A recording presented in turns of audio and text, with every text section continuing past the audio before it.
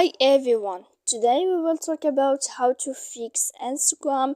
Help us confirm you own this account. To know how to fix Instagram, help us confirm you own this account. You should just go to settings. As you see, we click.